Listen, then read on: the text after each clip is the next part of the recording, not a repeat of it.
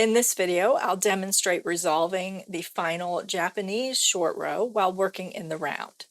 If you're a subscriber, welcome back. If you're new to my channel, welcome. I'm happy to have you here. If you enjoy this video, please give it a like and consider subscribing. So when working short rows, typically we're working flat, and the one set of short rows will get resolved on the right side of the work, and the other set of short rows will be resolved on the wrong side of the work. When we're working in the round, however, the final set of short rows gets resolved on the right side instead of the wrong side because we're resuming working in the round. This can cause some difficulty in figuring out how you are to resolve that final short row. So I've worked up a swatch in the round and worked 2 Japanese short rows already. I'll link the video up above for how to work these Japanese short rows. And now I'm going to resume working in the round, resolving this first one normally, and then coming around and needing to resolve this one on the right edge from the right side instead of the wrong side. I didn't have my bobby pins handy, so I used these a light bulb marker. But on this edge, we work up to the gap. We pull up the marker to pull up a loop and place it on the left-hand needle with the right leg in front, and remove our marker, and then knit that loop together with the next stitch. So far, that is normal.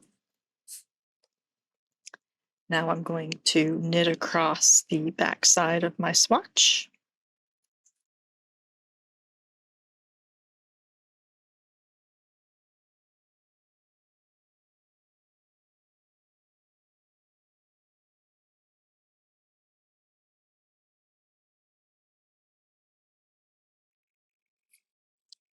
Now I'm ready to approach this last short row. The trick with this is that we have this gap. So we need to work up to 1 stitch before the gap. So that's just 1 stitch for me here.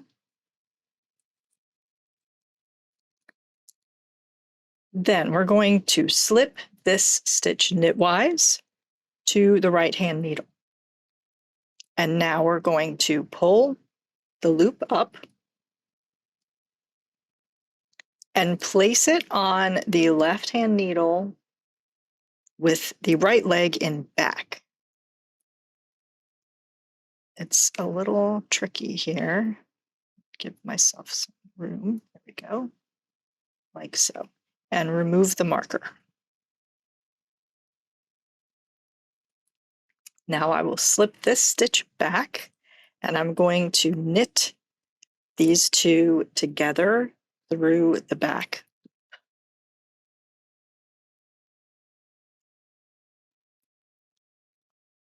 Like so. There we go. And we've successfully bridged that gap and closed the short row on the other side.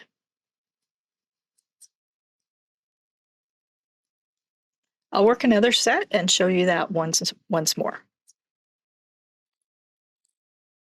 Okay, I'm coming back around. I've worked one more set, resolved that right side one on the left side short row, and I'm resuming working in the round, and I'm coming back up onto my last one at the right edge.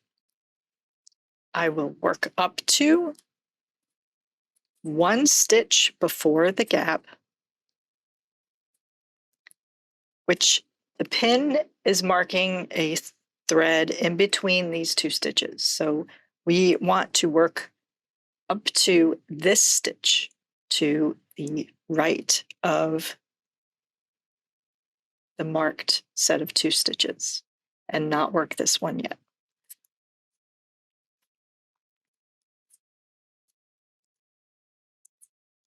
All right, so I slip it knitwise to the right hand needle. I pull up my loop with my pin, and I need to place it on the left hand needle with the right leg and back. So I'm twisting it like so. It looks twisted.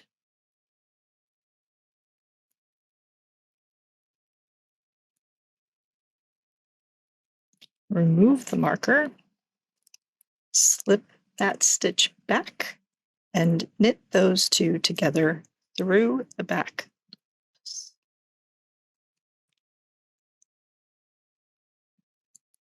Like so, and then resume working in the round.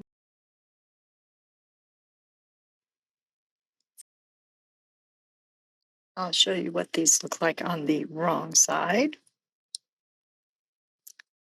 So here's the right side, or the one edge that was resolved normally. And right here is one short row, and right here is another. So we have those nice open backward C's.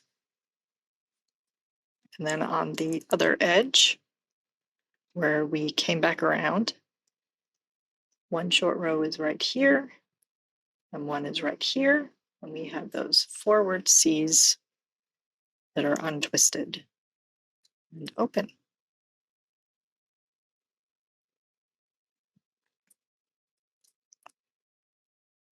And the front.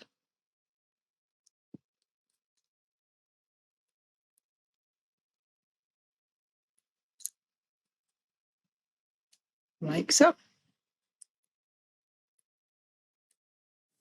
So that was how to resolve that final Japanese short row when you resume working in the round. I hope this was helpful. Don't forget to like and subscribe, and thank you so much for watching.